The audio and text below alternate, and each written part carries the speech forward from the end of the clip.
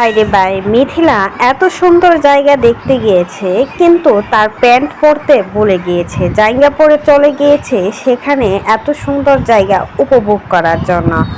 এটা শুধু পাবলিকেই বুঝতে পারতেছে সে কত সুন্দর জায়গা পাবলিককে দেখাচ্ছে।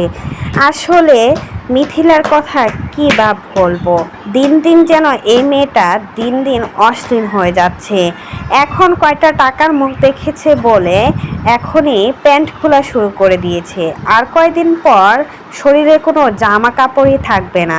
এরা সেলিব্রিটি বলে কথা, টাকার জন্য তারা জামা কাপড়ও খুলতে রাজি আছে। আর এজন্যই কিন্তু মিথিলা আজকে এই জায়গায় আসতে পেরেছে, কারণ জামা কাপড় খুললে যে কারোরই টাকা চলে আসে।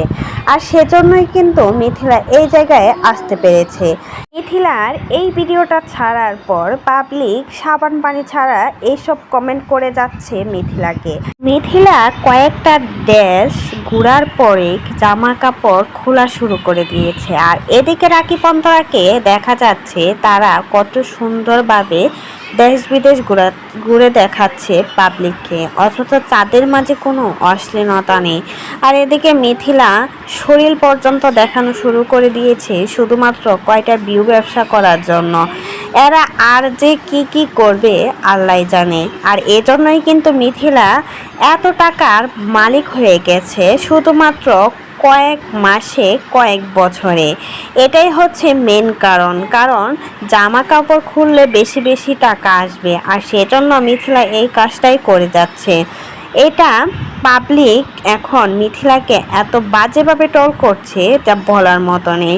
পাবলিক শুধু বলছে, ভাই তোরা অন্তরাকে কপি করিস ভালো কথা, অন্তরার কাছ থেকে দেখে কিছু শিখ, তোদের শিক্ষার অভাব রয়েছে। তা না হলে বিদেশের মাটিতে পা রাখতে রাখতে জামা কাপড় খোলা হয়ে গেছে, তাহলে বাংলাদেশে এসে এসব পরে লাভ কি? পাবলিককে তো এমনিতেই সব কিছু দেখিয়ে দিয়েছিস, আর কি দেখানো বাকি রয়েছে?